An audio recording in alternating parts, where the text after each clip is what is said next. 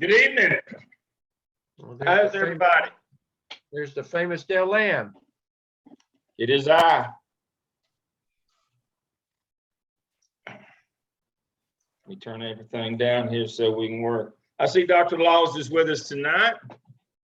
We're going to welcome everybody. This is final town hall for MELS 601. You'll be with me and some others this summer in 603. Let's see, Dr. Maraglia and Dr. Caden.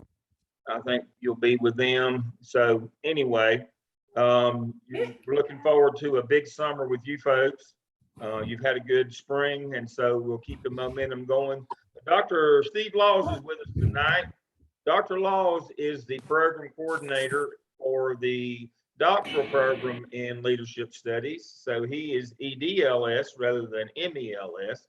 And Dr. Laws is here tonight to share an exciting opportunity with all of you folks who may be thinking about starting your doctoral program at the end of this program. And so, Dr. Laws, without further ado, I will turn it over to you to share the exciting news with this group. All right. Hello, everybody. And thank you for letting me have a short period of time with you tonight. I really don't have any planned comments, so I'm just going to tell you a little bit about it. This idea of you're going to be in 603 this summer, and then can transition into the EDLS this fall, and kind of concurrently do your 605 and EDLS 730. And so I have to, as much as it hurts me to do it, I have to give Dale Lamb all the credit for that. And I'm so grateful. We've had so many students to do that so far. It does save you a little bit of money, but more importantly, it saves you time. It saves you a semester because you're able to kind of concurrently do both. 605 that you have in MELS is similar in many ways to what we do in 730 in strategic leadership. You still have to do the evidence for the MELS. Dale will talk to you about that because it's a licensure program for the MELS. But because you came into MELS as an add-on, meaning you already had your master's, you do qualify otherwise with the EDLS. So the EDLS is a 6-semester doctoral program, and we align similarly to what you're doing now because we're based on superintendent standards, just as you're based on principal standards. That said, please don't mistake the EDLS as a superintendent development program. We're not in the business of developing superintendents. We have a number of superintendents around the state, and in fact, around 3 or 4 states. But it's not just a superintendent's program. We just use the leadership standards from the superintendents, aspiring superintendent standards to base our program. So our first class is strategic leadership. Our second class is instructional leadership. Our third class is human resource leadership. Our fourth class is the research class. Our fifth class is kind of the policy, ethics, leadership piece. And then the sixth class is managerial leadership. So we are based on the standards, and we do kind of use those as a guide, but our courses kind of take a life of their own. And frankly, we try to make it a fun program. We laugh a lot. We tell stories a lot. I know that that's not new to some of what you do in MELS as well. In truth, we're a support mechanism. And if you can't kind of come in and say, you're not going to believe this story and tell what you faced in your world as you're facing it today, I don't know how you get through it. So we do a lot of that. All of our professors are in your world as district leaders, and instructional leaders in the state of North Carolina, with the exception of me, who I am a retired superintendent, and some of you are familiar with Steve Stone, and he just does some classes with EDLS as well. And so we're the only two old people. The rest are current practitioners, and we try to stay very much attuned to what you're doing as well. So we have that. In the EDLS program, obviously in the doctoral program, the biggest challenge is your dissertation. And we align you, again, much like MELS does, with a coach that will work with you on your dissertation from the beginning. And we get you immersed in the dissertation process from the start, and your coach will help you with that. And it's not easy to research and write. It's a different game. If it were easy, we'd have a lot of doctors out there.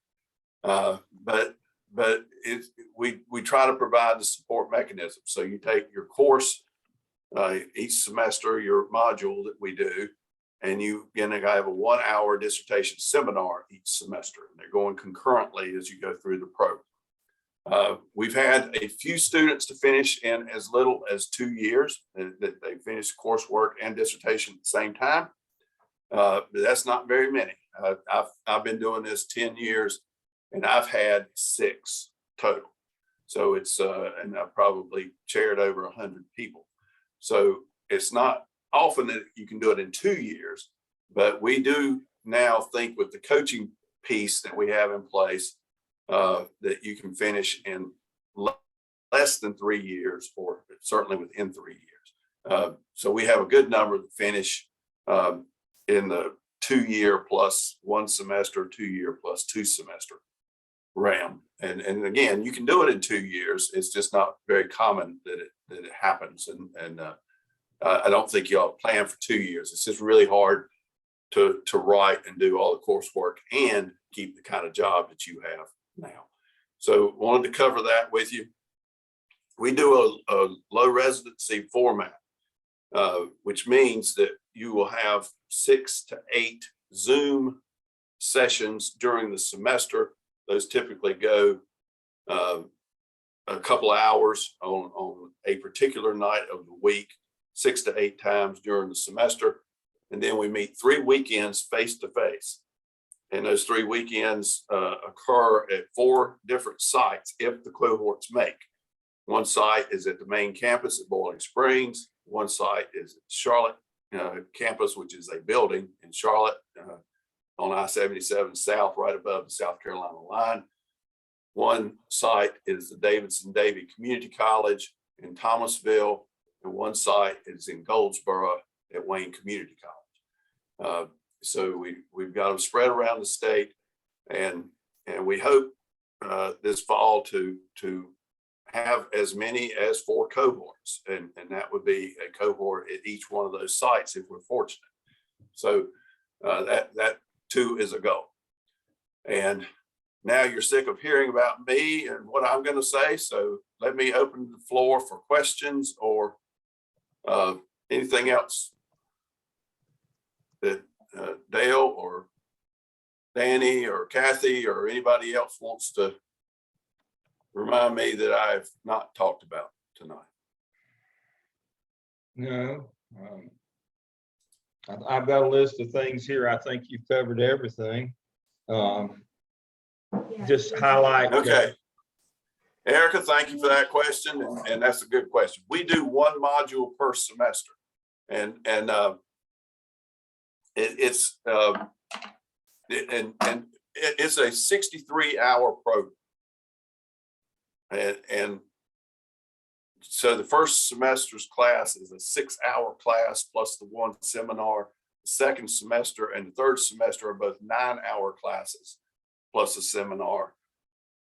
The fourth class is your research class. It's a 12-hour course plus the seminar. So, and then your last 2 classes are 6 hours each. And so you can kind of gauge from that the first, 5th, and 6th classes are not as strenuous as the second and third, which are your curricular leadership, which is the business we're in, and the HR leadership, which is developing adults to lead our children in schools. So those are both 9-hour classes. And of course, the research classes is a little bit more extensive than that. So it's a 63-hour program. If you add all those other things together, then there's 9 dissertation hours that you add on. Anna, that's something I meant to say. The cost is, boy, that is important. I think it's going to end up being around $35,000, $36,000 for the doctorate. That's not inexpensive. And I'm not going to portray it any other way. It's pretty expensive. I went to a private school for my doctorate in 1997, and it was expensive then too.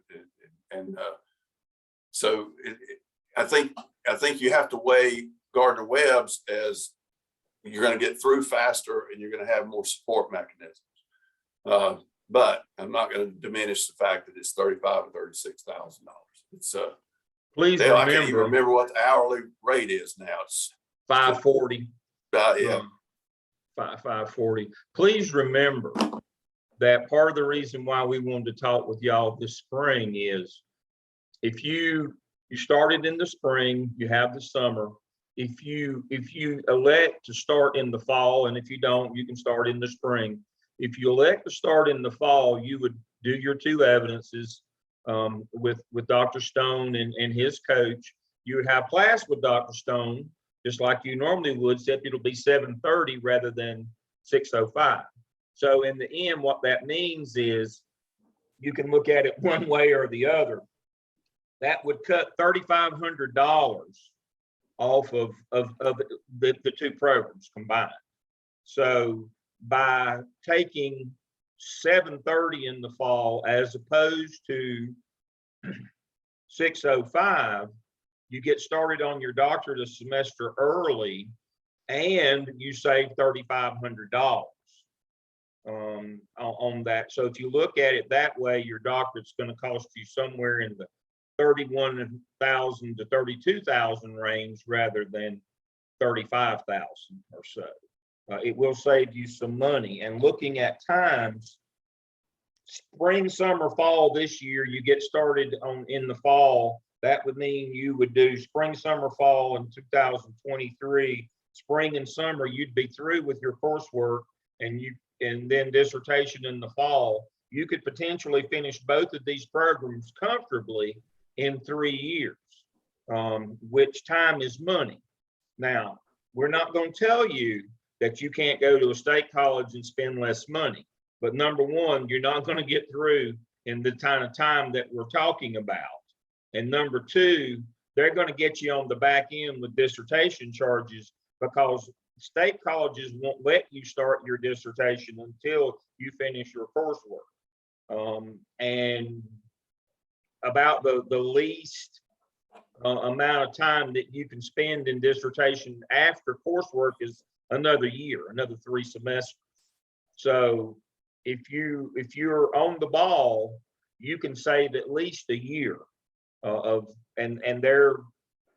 additional charges. And so in the end, it's not cheap. Financial aid is available.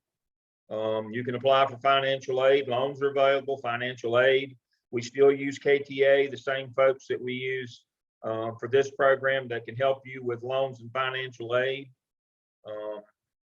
It's an opportunity to save some money, and just like the coaching system in the MELS program, we're not going to let you fail. I mean, that it costs more, but you get more.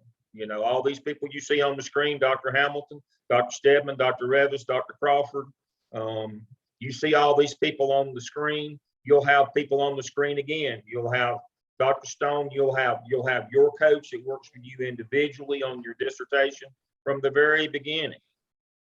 You know, Dr. Laws and I and Dr. Stedman, we came through in a different time when you knew when you went in that if you went to a state college, you could opt to go to a private school like Dr. Laws, get through a lot sooner, or if you were like us, Dr. Stedman and I, you knew it was going to take 6 years. You had to do 3 years of coursework before you could even start your dissertation. And I was at Chapel Hill, and it took another year just to get through IRB and human subjects, and a year to collect data and a year to write it. That was the schedule. That was the quickest you could get done. So in the end, they got about the same amount of money out of us. It just, our payments were longer. We got more time to pay for it. And so it's a pay me now or pay me later kind of thing. I don't think you'll save a whole lot of money going to a state school. It'll just be over a longer period of time. But the good thing about getting your degree and moving on is you have the opportunity to get that money back and for a longer period of time as well. So that's kind of the notion here. It's a pay me now or pay me later. If you're ready to move on with your life, if you're ready, if you're in the school mode right now, if you're ready just to transition on in, the process at Gardner Webb, you know how the evidences work, you know how the coaches work, you know how Tuesday, Wednesday night, Thursday night classes work. The only thing that'll be different is you'll have those low residency weekends. Now, Dr. Laws will help us out on that. Sometimes they do Friday night, Saturday. Most of the time they do Saturday, half day, Sunday. Dr. Laws, the differentiation in that. So the weekends, it's a rarity that we do Friday night, Saturday. We have done it if the cohort is close by, meaning where everybody could get to a spot easily on Friday without having to take time off from work. And so it has happened before. In fact, at the main campus cohort, because everybody was close by, there were occasions for a Friday night. But it has to be unanimity from the cohort if we're going to change from a Saturday, Sunday format. Saturdays typically start at 9 and end no later than 4 in the afternoon. Sundays start at 9 and we work through lunch and everybody brings food and we're out of there usually no later than 2 o'clock, sometimes a little bit earlier than that, 1:30 or so. So those are the Saturday, Sunday setups. And Dr. Revis is one of our dissertation coaches, and she can maybe she'll unmute and tell you about the coaching piece, because she's one of our very best dissertation coaches and gives great comfort to her cohort. So go, if you won't mind, Dr. Revis. Sure. Well, thank you, Dr. Laws, allows me to work in this program. And first and foremost, he's right. You form a relationship and a bond with your coach in your first semester of coursework. And I stay with that cohort all the way through. And in fact, most of those people in my cohort, and there's only 9 in my cohort, we don't really meet formally for a class or anything. It's a lot of individualized coaching, particularly at this point. They are getting ready to finish up most of their coursework right now. And you form a strong bond with that coach. And most of them have asked me to be their dissertation chair officially. Some have not, but that's okay because they had already made some prior commitments. But you've got somebody working with you every step of the way through your dissertation process. And I just think back to, as Dr. Lamb said, when I went through, we were kind of out there on your own. And we start you from, narrowing down topics all the way to writing your chapters. And it's a lot of support and comfort to know that you've got somebody to go there just for your dissertation work. So I love it. I enjoy working in the program as much as I do working with the MELS program. But thank you, Dr. Laws, for this opportunity. And thank you. Okay, I see from Jenna, what is a doctorate in superintendent or curriculum and instruction? The EDLS is a leadership doctorate. We do have a CNI doctorate that does not align with the MELS add-on piece that we're talking about tonight. If your area is curriculum and instruction, I am not in any way recruiting against our EDCI program because it is fantastic. I do want to point out that we have a number of EDLS completers who are assistant superintendents for curriculum and instruction in districts. And we've altered the program. Some folks, Danny will know and Kathy will know, we altered our program to put a greater emphasis on curriculum and instruction. The C&I piece being the second class that we do, and the HR piece aligns with it because we do a little adult learning theory and how to prepare our people in districts to deliver the curriculum. So we feel like we prepare our leadership people for curriculum and instruction if that is what they want to be leading in a district. But that, please don't hear me as saying come EDLS instead of EDCI. I'm not. The EDCI is a wonderful doctorate. Ours is more broad in nature. You can do more things with it if that's what your choice is. You can see I've got to have glasses to see. Yeah. Enrollment process. Thank you for that question. If you will share your name with Dale or me, my information is up on the board. Mine's easy to remember if you like hot dogs. Just put an S on the end. And I will forward it to KTA and they will begin the process with you. Because you are MELS, you will not have to take the test, being a GRE or otherwise. So and that's a nice thing for a lot of folk, not to have to do the MAT or GRE, and it's just a really simple process because we have a lot of your stuff already because you are already Gardner-Webb students. I don't know all the processes that are involved with KTA. I just know everybody who's done it said it's really simple. So that's my best answer to that. If you will give us your name that you are interested, we will pass it on and KTA will take it from there and advise you on financial aid if that's something of interest. And we will keep you attuned with where the cohorts are going to be along the way. So. Yeah, the process is the same as for the MELS program. I wrote that in the comments. They'll do the same thing. The good thing is 90% of the things that they'll need for your enrollment, you've already sent in for the MELS program. You've already sent your transcripts. You won't need tests. You've got references. You've got a site supervisor. The only thing is it's going to be different. You're going to have a Dr. Laws helped me with this. You're going to have a site supervisor or a way to get information from the district. Is that correct? Yeah, we don't do internships in EDLS. So it's not a matter of somebody supervising you. It is a matter of a contact person at the district level that can guide you to the information you need.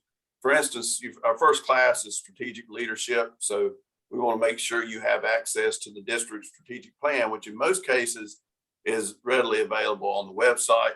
But in some cases, it's a little more digging involved. There are times when you might need access to like the Title I plan or particular HR data, turnover data, those kinds of things. So you just need a contact person, but it is not in any way a supervisor because we don't do internships. Your evidences count as your internship, and we don't even call it an internship, but it's what we do for preparation. So you had to get somebody at your school agreed to be your internship supervisor. You have to get somebody at the central office just to give you information. They're not going to be signing off on a log or any of that, but you have to do the same kind of thing as find somebody that will facilitate you. So that's one document that's different, but you've already done it one time before, so you can do that. Really, there isn't much anything paperwork wise, it's about the same. Most of your stuff, you just fill out an application, and most of the stuff is there already. So it's the students tell us it's very easy to make the transition other than writing the checks. It does cost, but other than that, it's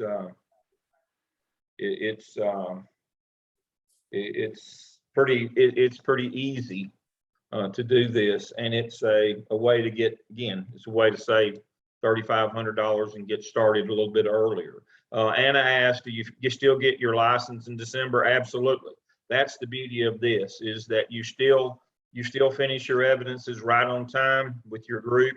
You will still be in the shell with them in terms of your clinical shell to do your 2 evidences in the fall. You'll still be right there with your group. You'll still have your same group that you're working with now, right on through on that piece. But again, the only difference, instead of having Dr. Stone's 6:05 class, you'll have his 7:30 class. And then you'll have that low residency piece that all doctoral programs have, where you'll meet somewhere near where you are. I don't know the availability of hotels. That seems to be an issue. I don't know. We have in the past had an agreement with a couple in Charlotte near the building there, but I don't know about other places. Usually you're close enough that you can commute back and forth home over the weekend, but some folks do come and stay in hotels. That is something that folks can help you with at Gardner Webb. We do have some agreements, but I'm not up to speed on all of those at this point, but you do have that option to commute back and forth home over the weekend, or you can get a hotel. Now that would be, again, at your own expense. That there's none of that is involved in the program. None of that comes. We don't have rooms. Question is it? No, it's 3 weekends a semester. It's generally the first weekend of the semester, unless you've got Dr. Laws, and he likes to start the weekend before classes start. And then you will meet about 5 or 6 weeks later, and then about 5 or 6 weeks after that. He likes to get done, 3 or 4 weeks before the end of the semester. Now, the different professors are different. Some meet beginning, middle, and end. Some try to get through. Maybe your last weekend will be 3 or 4 weeks before the end of the semester. That's just a personal thing. I'll let Dr. Laws address that. Well, I think that what you will find is your professors try to work with you in developing a schedule, and it can be challenging when you have 12 or 13 in a cohort to get weekends to match up with your schedule. The fall semester, which will be your first one with us, most of us try to finish coursework just right before Thanksgiving, so that you don't worry about December classes, and that that would also tell you that we've been in your world. We know how busy school is from Thanksgiving through the December weeks. So we try to finish before Thanksgiving, and that does cause us to start, the earliest possible time in late August to get classes started. This year, because we're just celebrated Easter, many spring breaks are right around this time in school districts. So many of us try to finish coursework last weekend before Easter, Palm Sunday weekend, if you will. And so coursework is finished there. Well, to do that, you got to kind of back it up and start early. But because in truth, you could have class this coming weekend and still be very much within the semester. So it's just, you kind of work with your cohorts and try to work out times. The hard one to do, obviously, is your first class, because you don't know who all's in your cohort, and you're just trying to figure out best times. after that, the cohort's pretty much fixed, and you start working on dates that'll work for everybody. And it never does work that it works for everybody, but you get very close. And that's what we try to do. We try to accommodate you, and it generally works pretty well. I think the people who have gone through the cohort model will tell you that it's very popular. You create bonds with people you didn't know before, and you folks have met each other in this format, but when you come face to face, it's a totally different friendship that's formed, and it's been quite popular for us over the years. So we hope you'll consider it. As I said, we really do have a good time. I mean, it's a serious thing. We're talking very serious business, but we also have a lot of joy and a lot of laughter and a lot of hugs, and it's just a really good experience. I hope you'll consider it. We have one last thing what some of you may be wondering, what do you do with a doctorate? What can I do with a doctorate? Why would it pay off for me? I think there are a couple of things, and some of your professors can attest to this with this group. There is the opportunity for higher ed. When I got my doctorate, I was 37, 38 years old. I didn't know what I was going to do the rest of my career. I did not think I was going to be a superintendent. Didn't have that on what I wanted to do thing. It ultimately evolved to it, and I ended up being a superintendent for over 13 years. I certainly didn't think I was going to work at a university, and I guess there are people that wonder what in the world Gardner Webb was thinking, but both of those things occurred because I had my doctorate. I am of the faith that you prepare yourself for whatever could happen in life, and the good Lord takes care of the rest. And that's why I did it. I think that school has a different landscape now than it did when I was in the K-12 world. And it has a different landscape than when Dale was in the single room schoolhouse when he was doing it. And I think that the doctorate will open avenues that we all understand that the traditional K-12 settings are not necessarily going to be in place going forward. There'll be more charters, there'll be vouchers that go for various means, and you will be prepared to lead in all of those ways. And so if you put the higher ed piece, if you put the district leadership piece, if you put the charter and private piece, the doctorate is going to separate you from other people. I think that's the benefit. That sounds like a sales pitch. I'm just saying that that's what I think is the benefit of doing it. It's up to you whether it's worth it time-wise and financially. To me, obviously it paid off. I think that all of your professors that are on this screen would say it's paid off for them because they have these opportunities now. They're using the doctorate in various fashions. But it's up to you to make that decision. All I can tell you is that from my experience with the EDLS at Gardner Webb, the people who have done it will tell you they're happy there. And because you've got lifelong friendships and it's open to avenues for them. And but that's my sales pitch. I can stay longer if you want to ask any questions. I'm not in a hurry to leave. I just don't want to take other time. All right. I think we've answered about all the questions, and we'll move on to our 603 content. We think it's a good thing. We think the time is always best when you're in it to keep going. We want to see you do the best that you can do and have the most opportunities that you can have. Believe it or not, we don't get paid a bit more if we have a few or a lot, doesn't matter. But we believe that in what we're doing, and we believe that we believe in you. We believe it gives you the opportunity.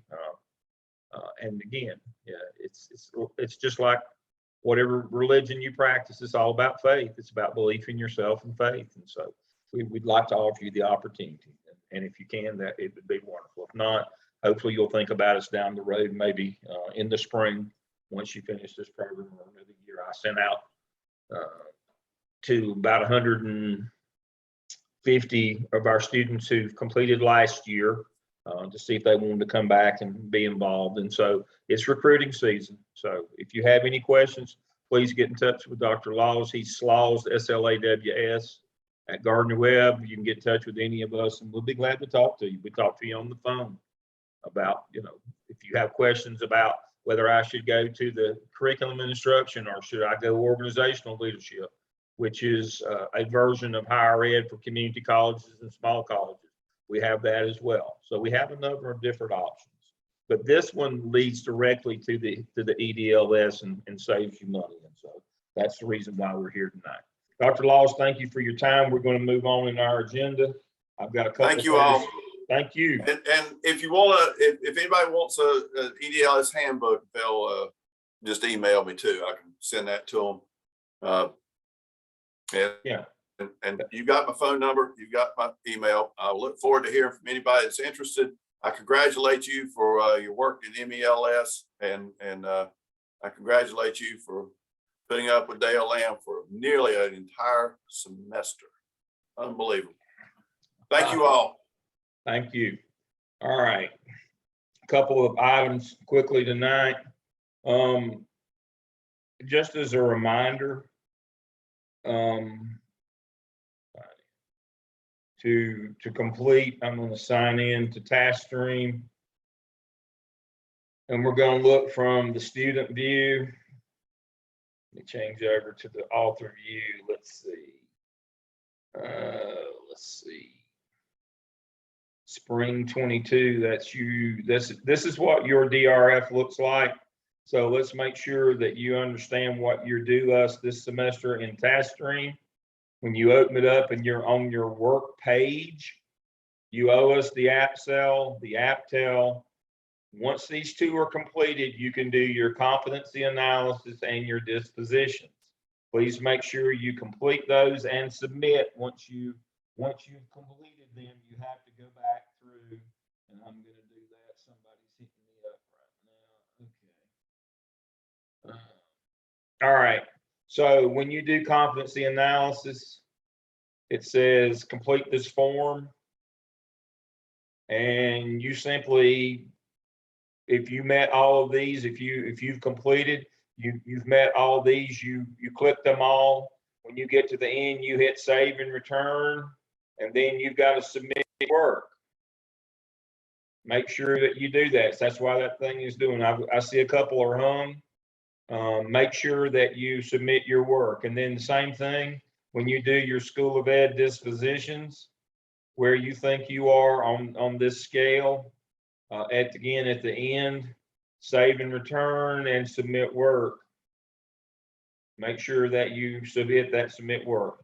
Just as a reminder, if you think that you exceed in any of the areas, that's wonderful, but you have to tell us why, and not with, I think I'm great. You have to use the North Carolina Executive Standards to argue that you exceed those standards. And so you need to know what the North Carolina Executive Standards are.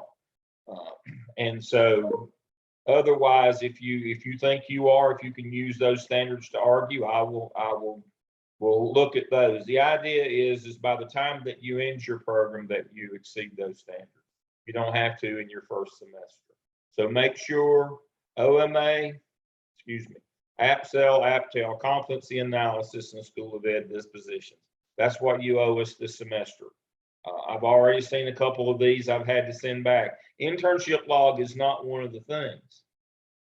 It is not under MELS 601. There's a reason why it's not there. It's at the end. After you've completed MELS 605, you would come and do your competency folio and your log. Your semester logs that you did this semester, they go in your competency folio.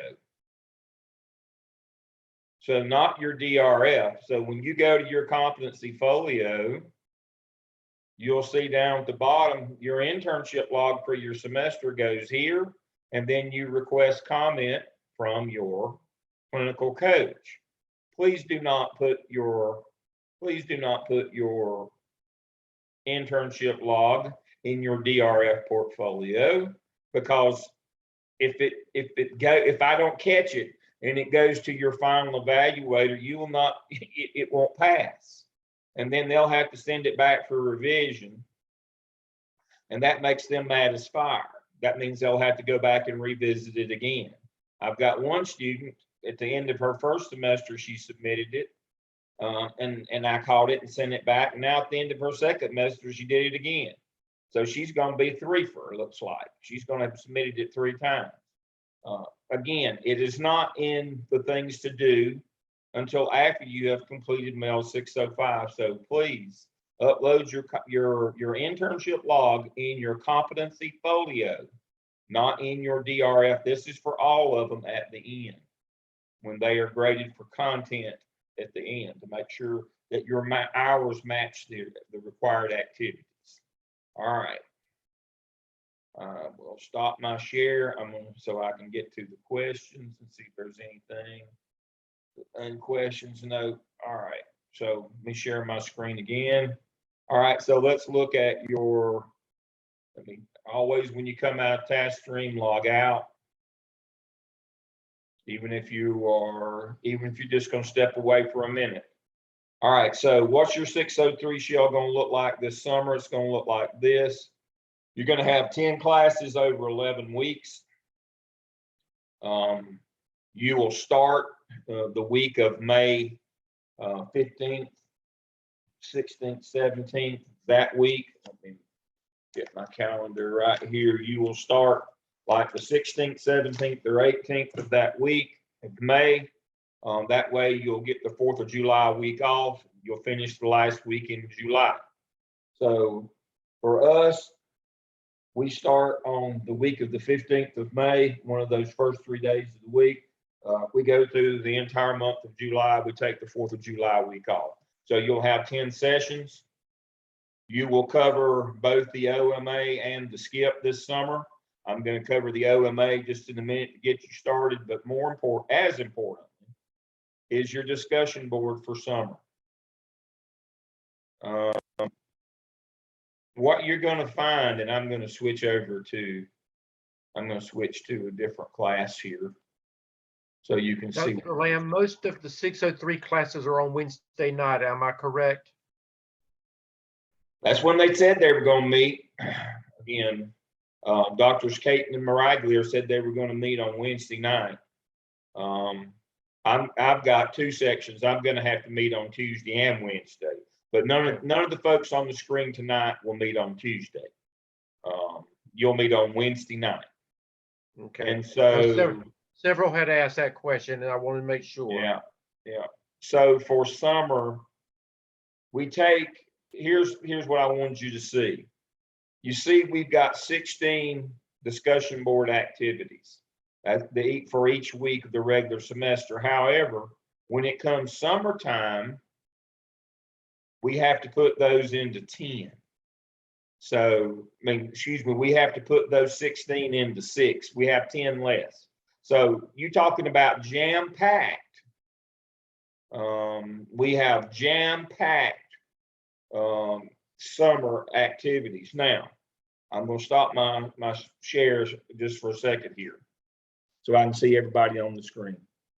603 discussion board activities are different than any other block that you will have. They're different in they are what we like to call coming and going, to and froing. They are not read a chapter, write a paper. They are go out and do things. And that's why we're meeting with you tonight, so that you may have to plan. There's a lot of stuff you got to go out and get. There's a lot of people that you've got to interview, talk to, get things from. 603 is law and finance. It's an operational course. It's how you actually run school. So you're going to be looking for your crisis. First thing you're going to do is try to find your school's crisis plan. Is it in the box under the front counter of your school where it's supposed to be? You're going to look for your safety plan, your evacuation plan. You're going to find your school budget. You're going to do a facilities inventory that's required twice a month for, for fire hazards and those. You're going to talk to employee assistants about HR, about employee assistants. You're going to talk to them about hiring. You're going to watch a discipline incident with your assistant principal. We've got all kinds of stuff that you're gonna be doing in 603. We're gonna run your wheels off this summer, trying to get all these things done. So let's share my screen and let's look at those. Again, locate copies of your emergency and crisis plans. How long did it take you to find them? According to what you read in that chapter on chapters 1 and 2, are the plans appropriate? Locate a copy of your school budgets. Does it contain federal, state, local, and school funds? What's missing? List the 5 most important steps in school-based budgeting. Conduct a facilities walkthrough using the assessment inventory checklist that I provide for you. How well did your school do? Read this chapter so you'll know. They'll put it in context of what you're supposed to be looking for. Second week, interview and administrative concerning human resources practices. Should include position open, job announcement, obtaining candidates, interviewing, hiring. Talk to them about employee assistance, compensation plans, benefits. All those things. Read these 2 chapters and know what you're looking for. Interview the chair of your school's intervention team, your care team, intervention, MTSS, whatever you call it. Talk to the EC person. What have you got at your school? How's it all work together? Cyberbullying. What's your policy on bullying and all of those things? A harassment claim. Interview an AP about discipline. Observe a due process discipline case. And then here's one on field trip on policy, which is about liability. So there's a lot of stuff to do. A lot of stuff to do for summer. The shells will be open here pretty soon. But you got to plan on, I've got a lot of going and doing this summer. Yeah, I've got to do a little reading that puts it in context, but you have a lot of activities in 603, and we don't stop just because we teach it in the summer. You just got to get out there and run these things down. You got to get out there and do them. You'll have 4 case studies. They are very involved. They are very timely, and they're about grading, LGBTQ, funding, and exceptional children / intervention /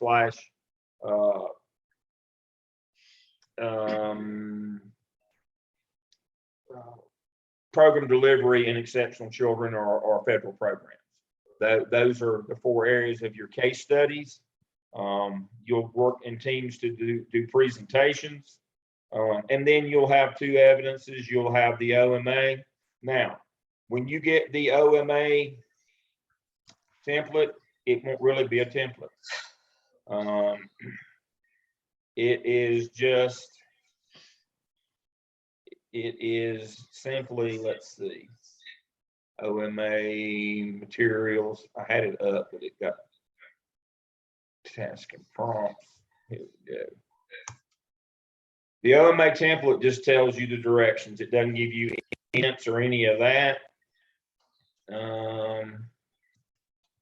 This is what it looks like.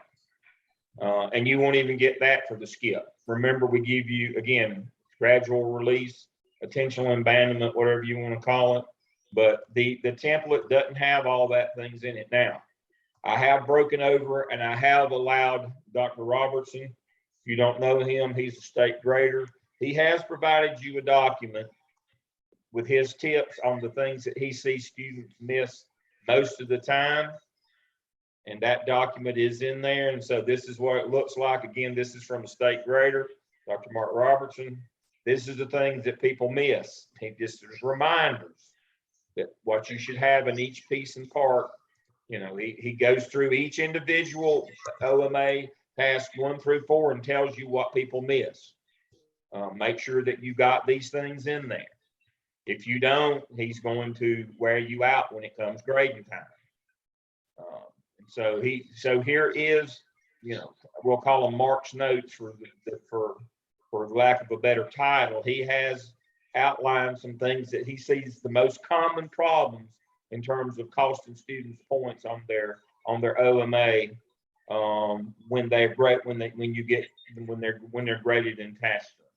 He has provided us those comments. So this is helpful, but we don't have a step-by-step outline like we've done in the past.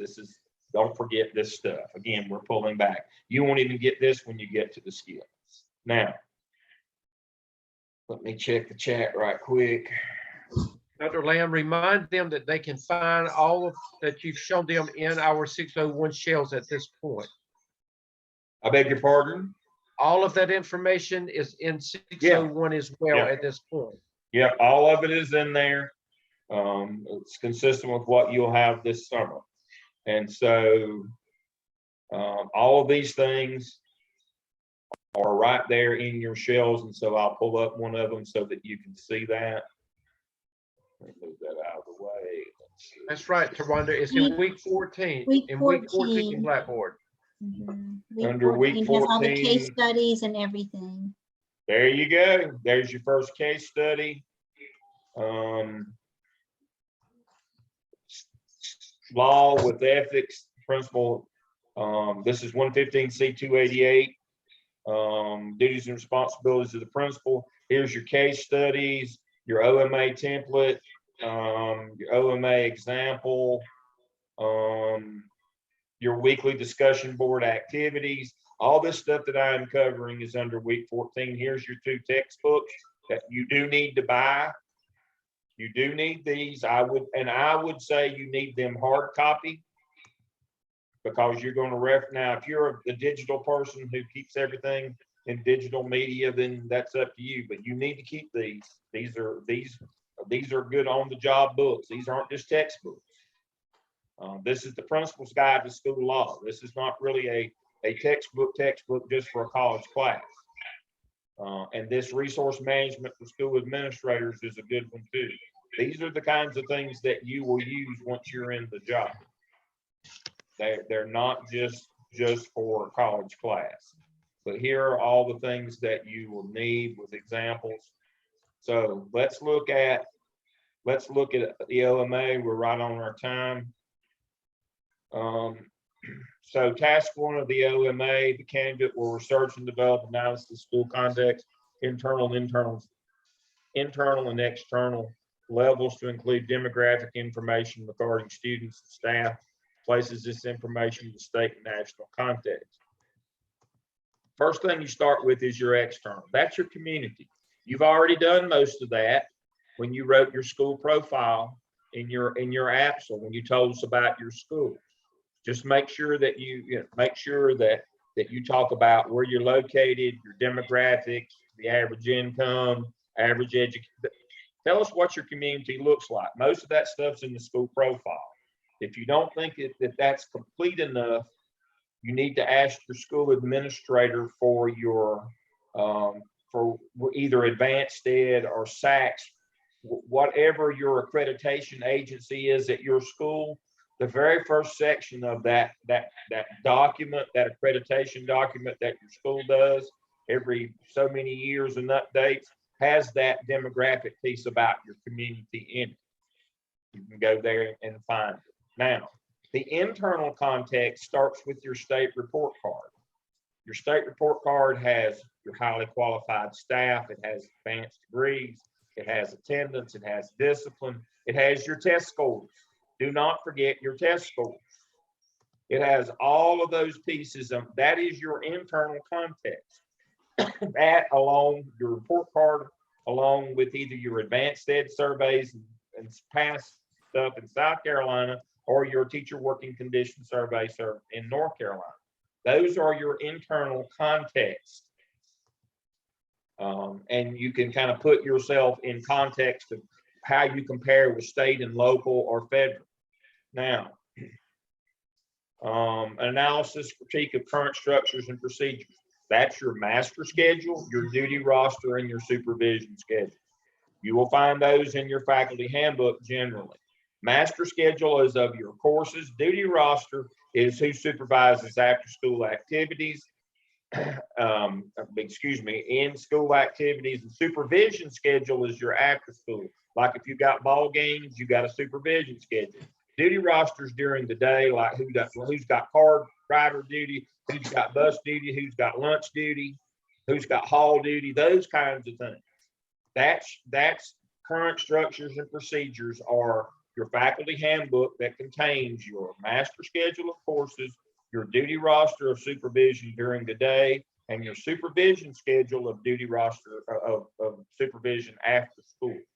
That's what we're looking for there. Now, you need to do an audit of all of your federal programs, exceptional learners, diversity, special needs. Now, biggest mistake people make is they see exceptional learners and think, oh, I just got to tell about what kind of EC program we got. We do inclusion. Well, that's part of it, but it says special needs population of all types. So here are the programs we expect to see there. EC, intervention team as well, like MTSS or care team, whatever you want to call it. CTE, career and technical, if you've got middle or high school, if you've got those, because they're federal. Your second language program, whether it's ELL or ESL or whatever you want to call it, your second language program, Title I, if you're a Title I school, Title I, and then your academically gifted program, whether you call it AIG or AG or TD or whatever you call it. So those are the 6 things that we've got to see there. Your intervention team, your exceptional children, Title I, CTE, foreign language, second language, and academically gifted. We need to see all 6 of those. You need to do an audit of them. This is what we got. This is what they're supposed to get, and this is what they get. That's what an audit is. This is what they're supposed to get. This is what they get.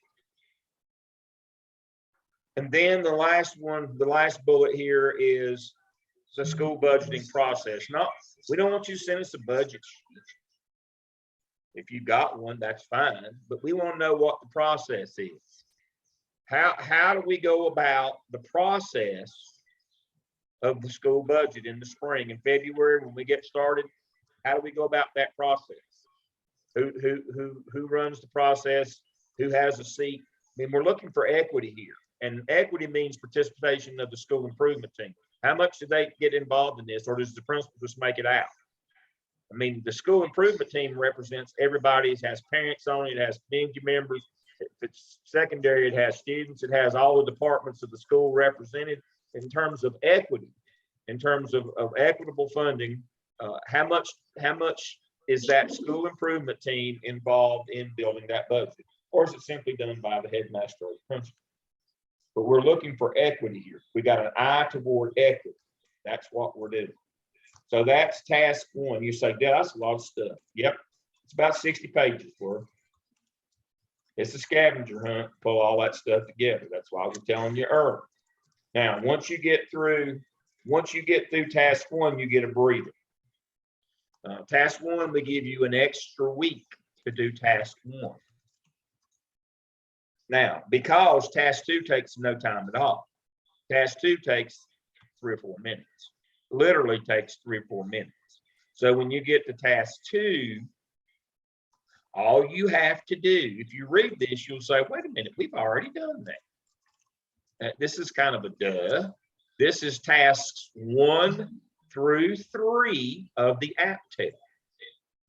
You simply copy them, take the labels, the APTEL off, put them in these headings. It's a copy and paste. It literally takes 2 or 3 minutes to do task 2. That's why task 1 is so long. And we told you when you did the APTEL, do it this way, because later on you'll be glad that you did. We want it done this particular way because you're going to need that later on. And so task 2 of the OMA is task 1, 2, and 3 of the APTEL. I'll YouTube.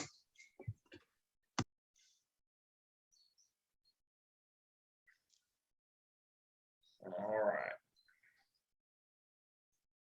So, and don't forget to put your professional growth plan at the end of it. If it was in the appendices of your APTEL when you finished it, that's the wrong place.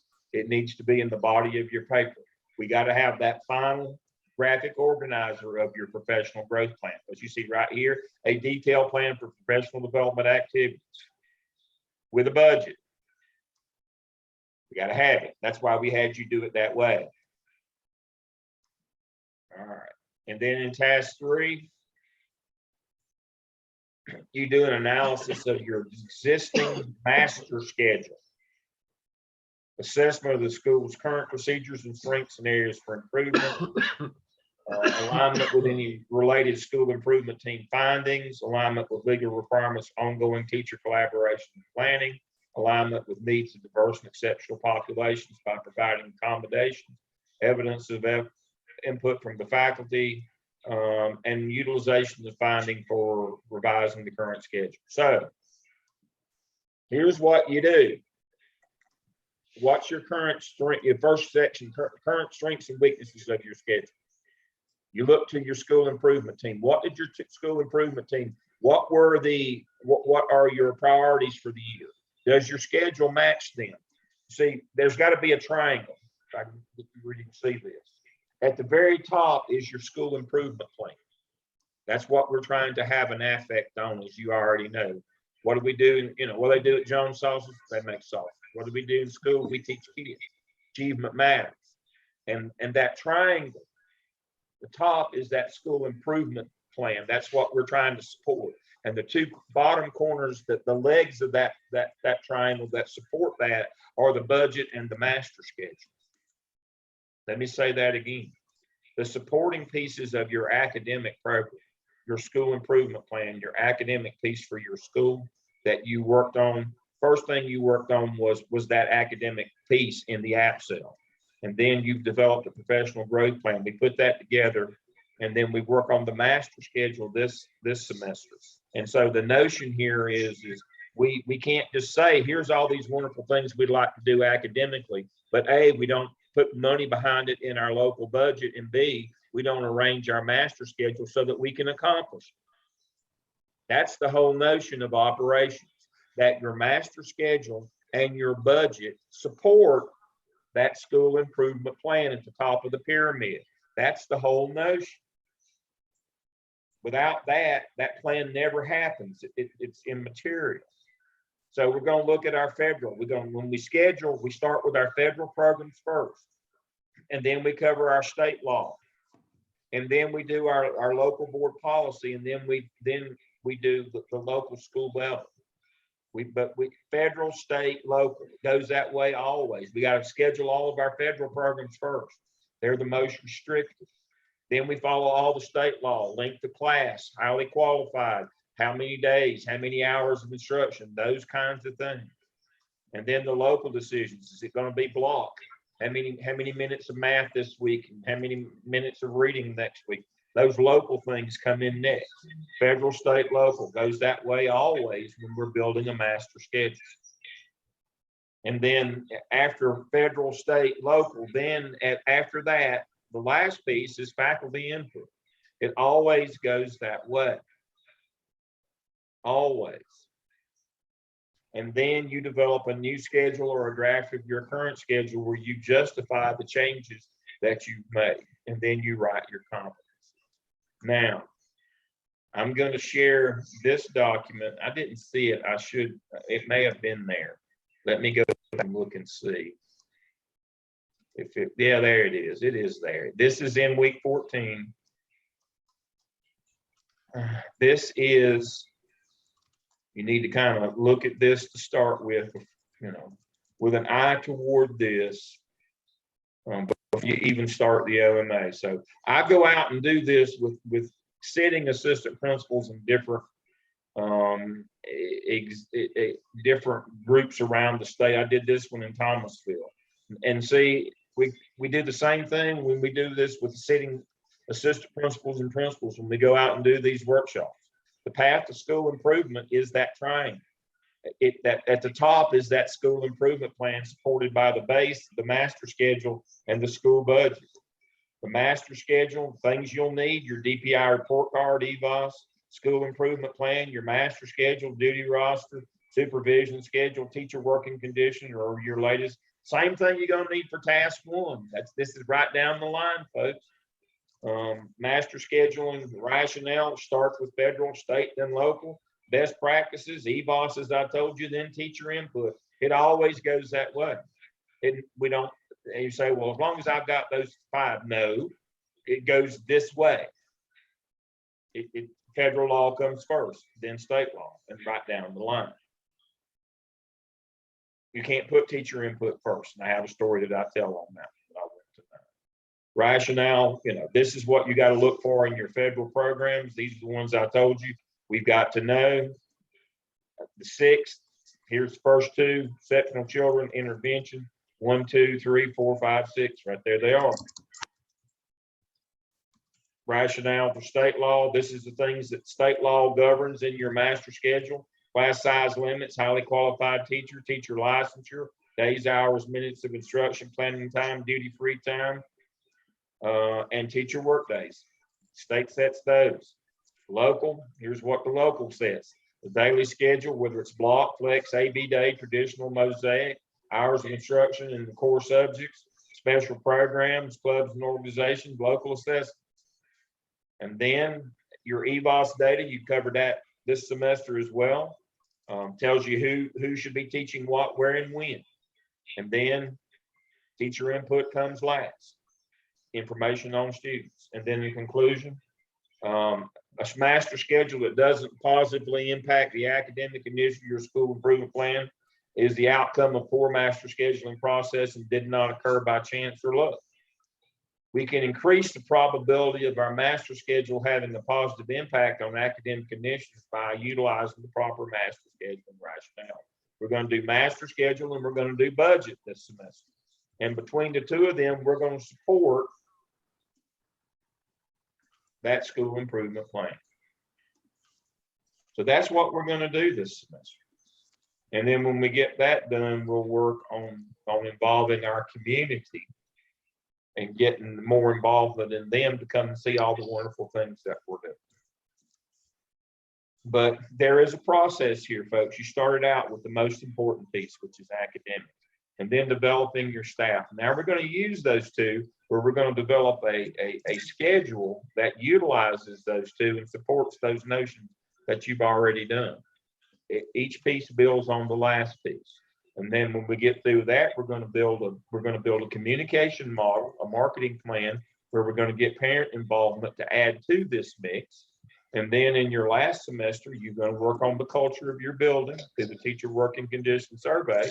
And then your last of the 6 evidences, you'll put it all together in your school improvement plan, just like a principal does. And again, I teach this exact same thing that I've gone over tonight to sitting assistant principals and principals all over North. I did last one I did this in Cherokee in South Carolina, because this is there's only one way to do this. If what you're interested in is achievement. I told you the first night I ever met with you, before classes even started, if you don't understand it's all about student achievement, get out now. This is not for you. School administration is about achievement, period. And we can show you, we can lead you, we can grow you where you understand that success is not incidental or accidental. It's the work of hard. It's the result of hard work and planning and doing the things that you're supposed to do. It's not easy, but there is a process. I do want to shout out again. I actually somehow today, I don't know why. Let me see. Let me share my screen again. I was opening up some documents today and I ran across this. Can y'all see my screen? I don't know how I ran across these today, but I did in preparation for tonight. Where's Dr. Crawford? I see him on the screen there. Be reminded that Dr. Crawford has the school with the most growth in the Triad region, 3.5. How do you think he got that growth? Just by being handsome and showing up every day? He worked the process, folks. Dr. Hamilton has done the same thing. Dr. Stedman works the same process with his communities and charter schools down in Robinson County, over in Pembroke. There is a reason why these folks are successful. They work this process. It's real simple. They know the process and they work it.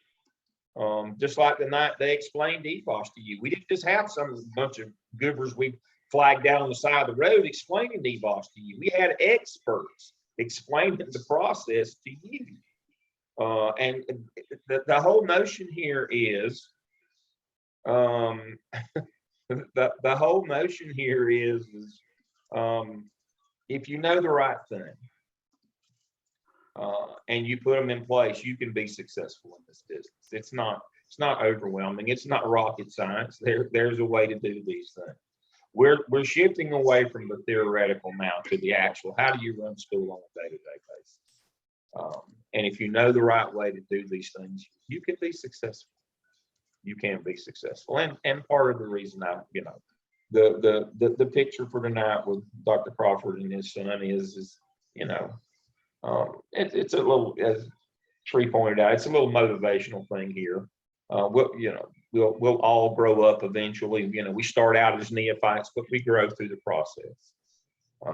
And y'all have made strides this semester, and you'll make more this summer. I'm over my time, but I did want to meet with you tonight, get you ready and excited. Don't finish out this semester strong. Get an eye toward what's going on. Week 14, we have pretty much everything you're going to have in 603. We got all that stuff in there for you to be planning ahead. Who can I see? Get a call in, get an email to HR. Maybe catch a disciplinary incident before school gets out this spring, because part of the problem with the summer school is there's no kids, and you can't see discipline being processed. You might want to think ahead on some things like that. You got a month or so to kind of think about those kinds of things. So get started early. Well, I've told you everything I know and some things that I didn't, but it'll all work out.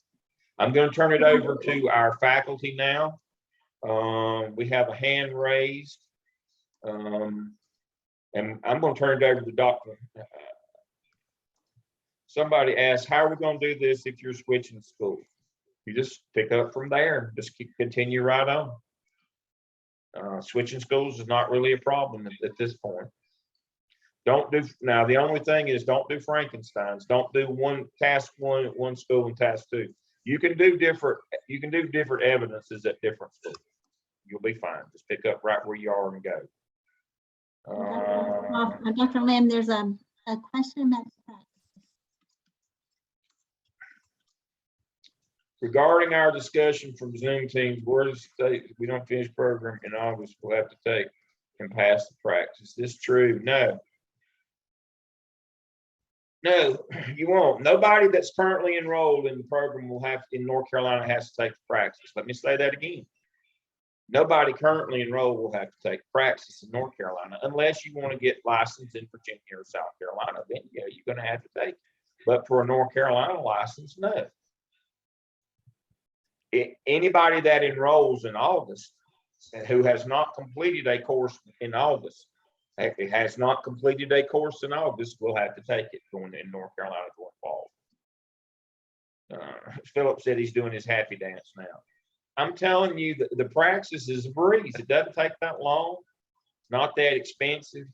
We just had, oh, by the way, I forget now, and I should have remembered this. I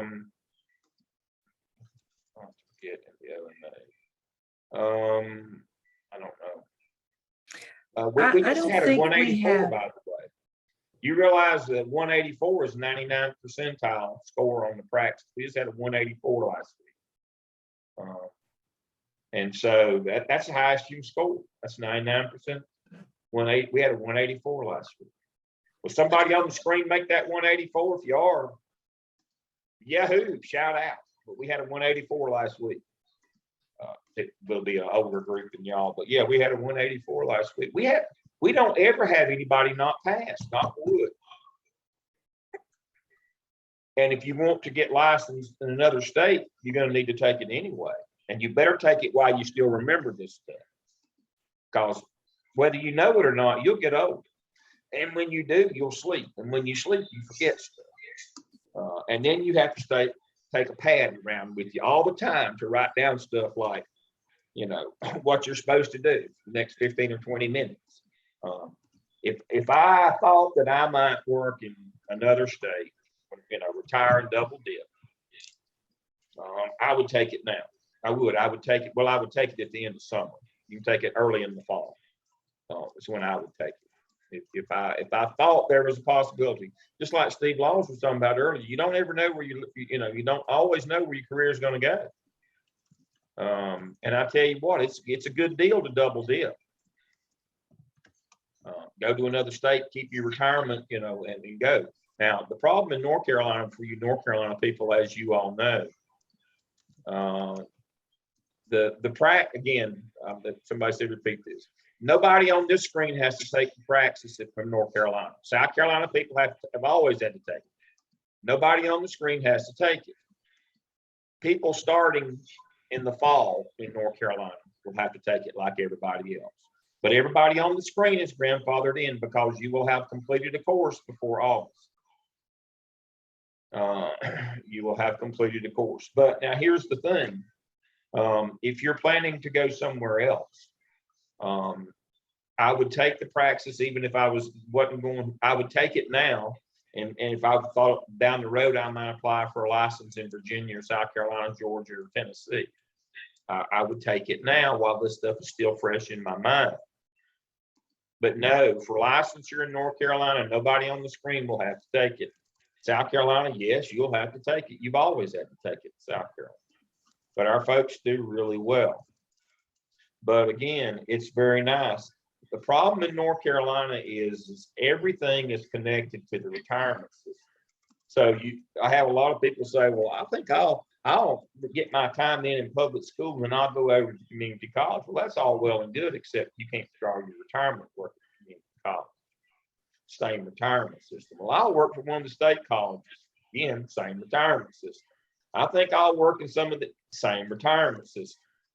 The only way that you can double dip in North Carolina is if you work at one of the private colleges.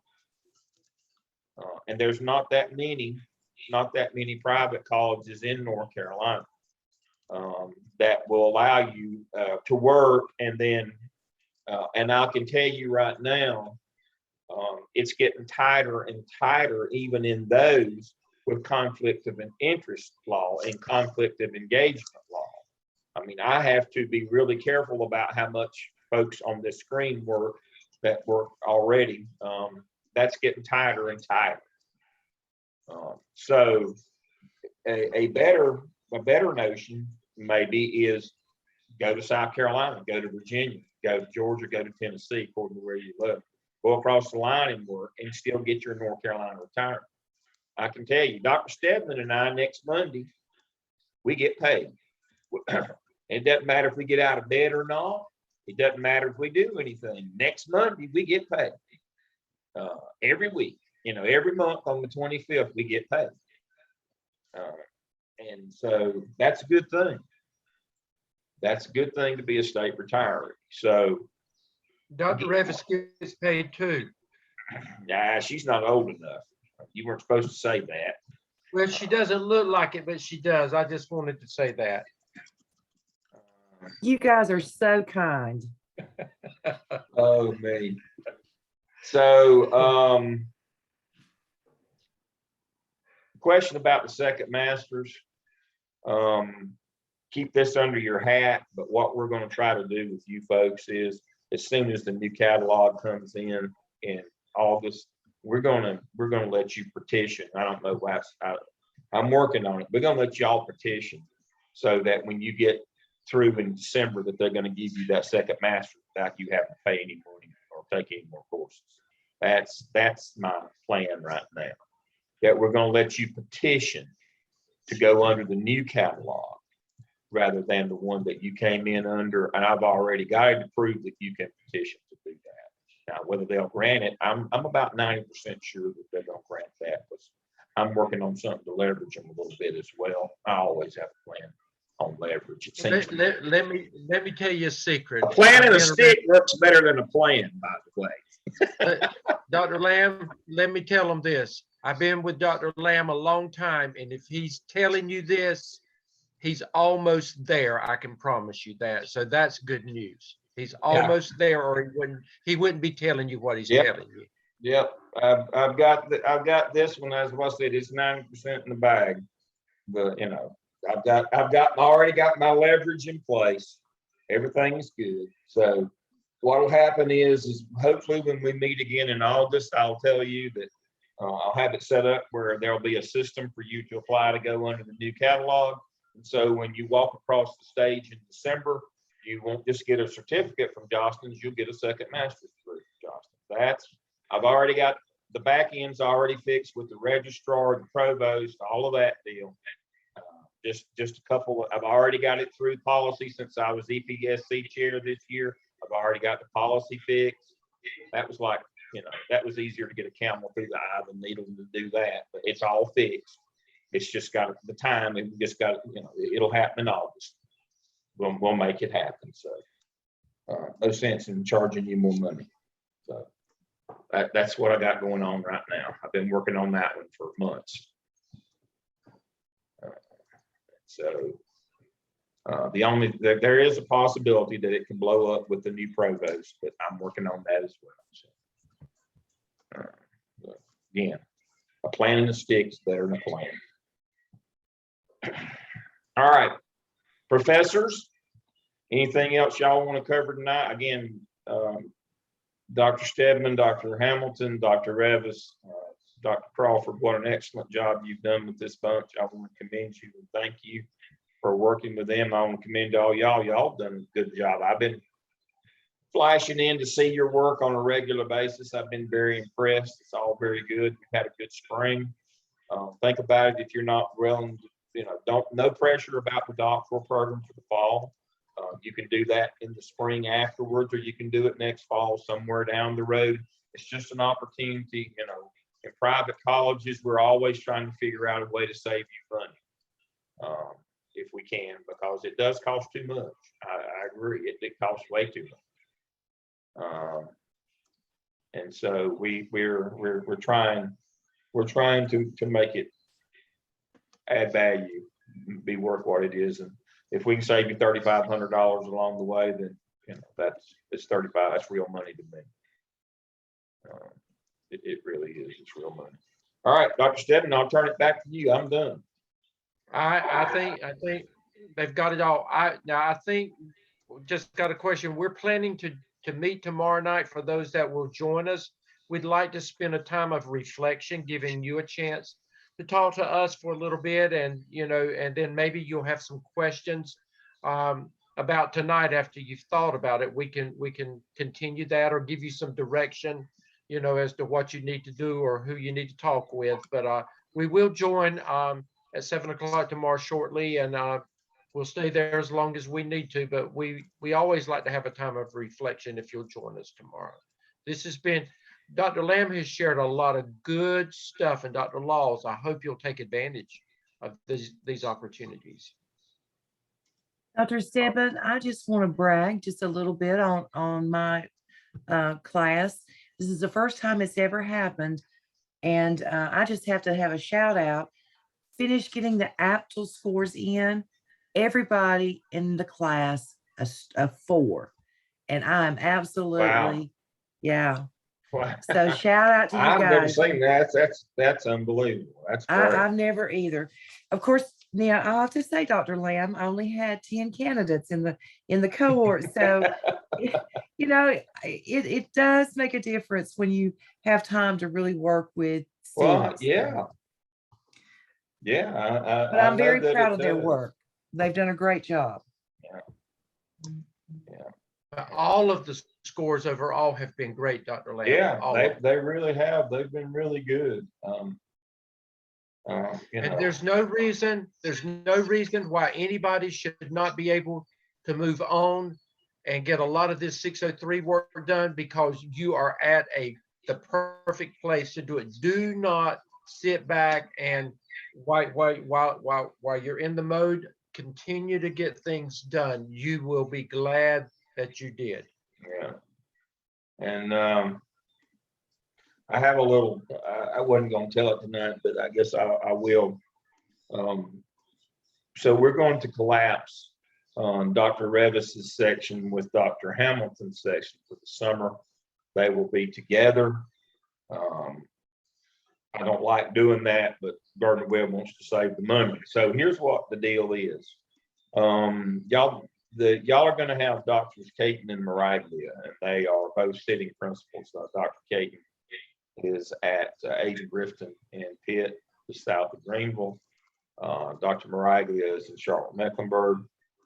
They are a dynamic duo. Y'all will have them this summer, but I'm going to go ahead and I'm going to loan them my two coaches for the summer. Since my group only has to do one evidence, I'm going to loan them Dr. Holloman. Dr. Holloman is new. He's been training with me this semester. He's principal at Franklinton High School in Franklin County, just north of Raleigh. And Dr. Renita Jordan, who is principal at City of Hope, City of Medicine in Durham Public Schools.